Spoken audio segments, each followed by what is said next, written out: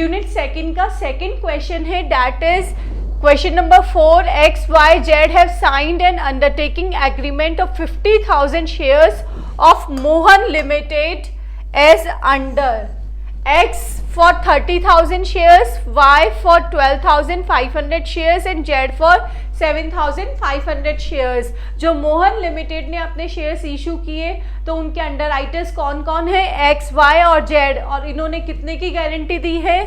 30,000, 12,500 and 7,500 की. In addition to it was an agreement for firm underwriting, और उन्होंने firm underwriting भी की है. Company has agreed to issued 4,000 shares to X, 1,500 shares to Y and 5,000 shares to Z. ये है इसकी firm under writing. Fine, तो दो हो गई, ग्रॉस लायबिलिटी हो गई और फर्म अंडर राइटिंग हो गई. नेक्स्ट है shares application underwriters were unmarked. इस 50,000 शेयर्स जो इशू किए थे कंपनी ने, रिसीव्ड एप्लीकेशन, उसकी एप्लीकेशन रिसीव हुई है 35,500 की, जिनमें इंक्लूड है shares of firm underwriting. इसमें फर्म अंडर राइटिंग के शेयर्स भी इशूड है. Which of the shares? X 5,000 shares, Y 10,000 shares और जेड के 2,500 shares were marked. Look students, इसमें फर्स्ट हमें इंफॉर्मेशन गिवन है ग्रॉस लायबिलिटी की. ग्रॉस लायबिलिटी जो हमारे 50,000 शेयर्स हैं उसकी. तो हम इस क्वेश्चन को क्लियर कर लेते हैं. एक्स, वाई और जेड की क्या है liability? That is 30,000, 12,500, next is 7,500. तो इनका ग्रॉस लायबिलिटी रेशियो हो गया आपका, दैट इज 12:5:3. फाइन. नेक्स्ट है फर्म अंडर राइटिंग के शेयर्स है. फर्म अंडर राइटिंग शेयर्स भी आपको क्लियर होने चाहिए माइंड में. एक्स, वाई, जेड के, एक्स का है 4,000, वाई का है 1,500 और जेड का है दैट इज 5,000. नेक्स्ट इंफॉर्मेशन है मार्क्ड और अनमार्क्ड शेयर की, जिसमें आपको गिवन है कि आपको एप्लीकेशन रिसीव्ड हुई है 35,500 की. एप्लीकेशन रिसीव्ड, जिनमें से इसमें से एक्स, वाई और जेड के मार्क्ड कितने मिले हैं? 5,000 तो एक्स के हैं, वाई के हैं 10,000 और जेड के हैं 2,500. ठीक है. और साथ में ये बोला गया including the shares of firm under writing. In marked जो इनको मिले हैं, मार्क्ड एप्लीकेशंस मिली हैं, उनमें ये फर्म अंडर राइटिंग वाली एप्लीकेशंस भी इंक्लूड है. तो इसको भी इंक्लूड कर देंगे. 4,000 प्लस 1,500 प्लस 5,000, इनका टोटल क्या हो जाएगा? ये हो गया आपका 17,500 प्लस 4, 5, 9, 10,500. तो टोटल जो मार्क्ड है आपकी वो हो गई 28,000 की. मार्क्ड एप्लीकेशन जो मिली है वो है 28,000 की और एप्लीकेशन रिसीव्ड हुई है 35,500 में से आप मार्क्ड एप्लीकेशन को लेस कर देंगे तो अनमार्क्ड आ जाएगी आपकी. वो कितनी आ रही है? 7,500. फाइन. अब हम आगे की कंडीशंस पढ़ेंगे. यहाँ पे दो कंडीशंस पूछी गई है. Shares of firm underwriting are not included in marked shares. First क्या बोला गया है कि अगर आपने मार्क्ड शेयर्स में फर्म अंडर राइटिंग को इंक्लूड नहीं किया है. सेकंड कंडीशन है कि मार्क्ड शेयर्स में इंक्लूडेड है शेयर्स की फर्म अंडर राइटिंग. अब यहाँ देखिए हमने ये जो सॉल्व किया है वो सेकंड सिचुएशन वाला हो गया। जो हमारा यहाँ अनमार्क्ड निकला है वो निकला है सेकंड सिचुएशन के अकॉर्डिंग। फाइन। और अब फर्स्ट सिचुएशन में आपको फर्म अंडरराइटिंग इंक्लूड नहीं करना है, तो क्या हो जाएगा फर्स्ट सिचुएशन में, सिचुएशन फर्स्ट में 35,500 में से आप सिर्फ क्या लेस करेंगे, ये वाले 5,000, 10,000 और 2,500 जो सिर्फ मार्क्ड है।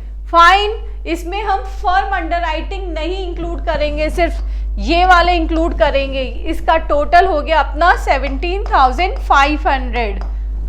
फाइन। बैलेंस आपका आ रहा है 18,000। क्लियर है? आपने क्वेश्चन में स्टार्टिंग में ही सॉल्व कर लिया है ये सारी प्रोसीजर।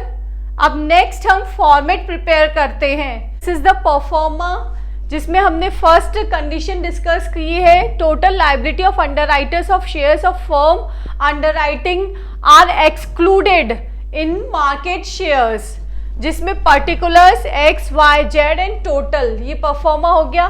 फर्स्ट हमने लिख दिया shares of firm underwriting. Firm underwriting आप क्वेश्चन में देखेंगे 4,000, 1,500, 500 है, जिसका टोटल हो गया 10,500। नाउ ग्रॉस लायबिलिटी हमने कैलकुलेट कर ली थी ऊपर, जिसकी वैल्यूज थी 30,000, 12,500, 7,500, इसका टोटल था 50,000।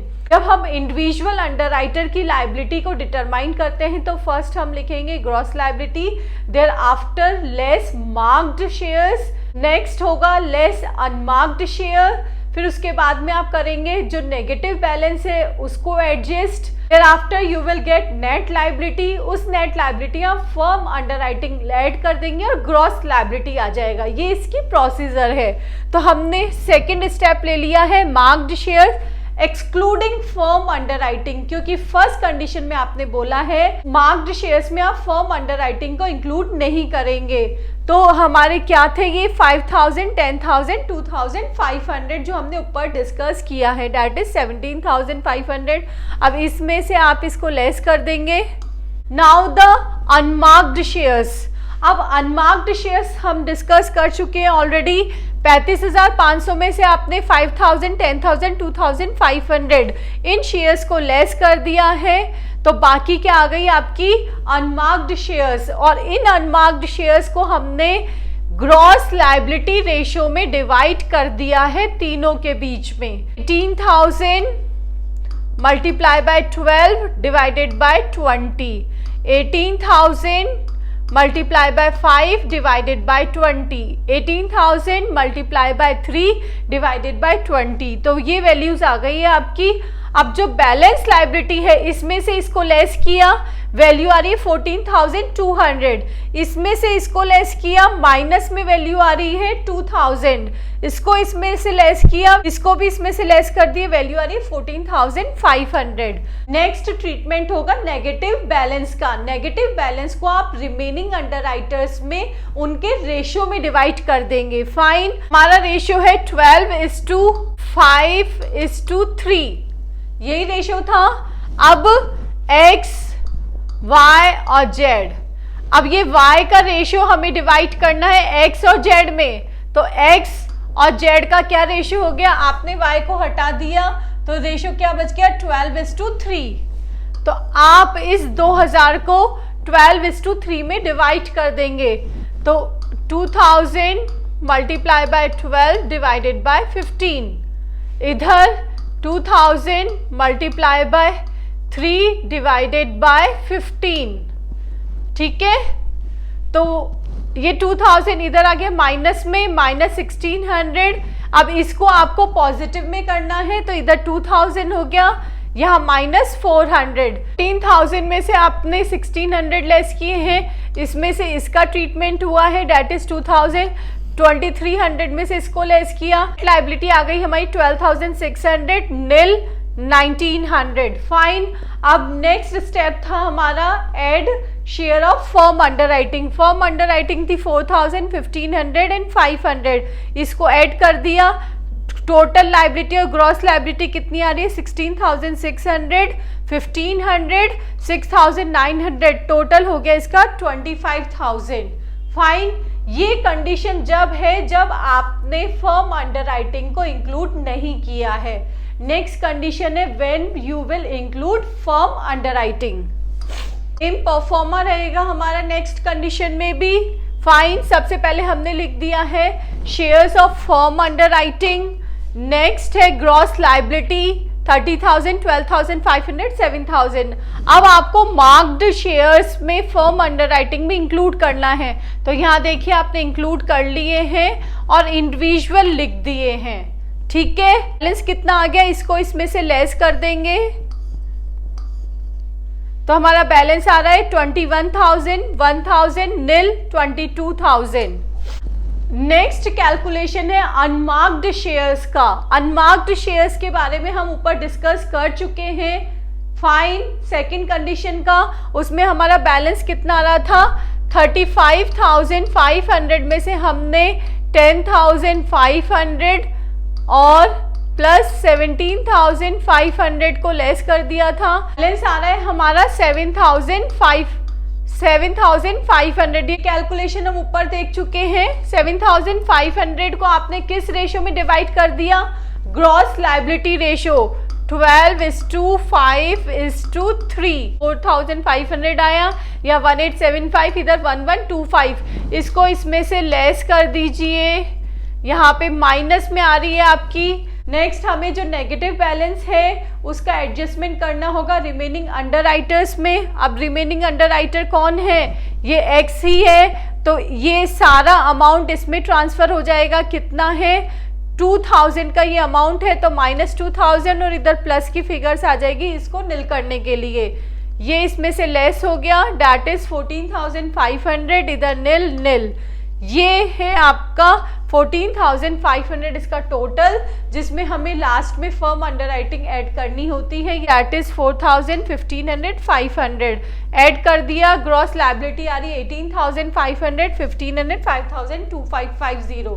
तो ये दोनों कंडीशंस में हमने सॉल्व कर लिया है जब हमें मार्क्ड में फर्म अंडरराइटिंग इंक्लूड करनी है या नहीं। आप क्वेश्चन को स्टार्टिंग में ही सॉल्व कर लेंगे तो आपको यहाँ पे प्रॉब्लम नहीं आएगी।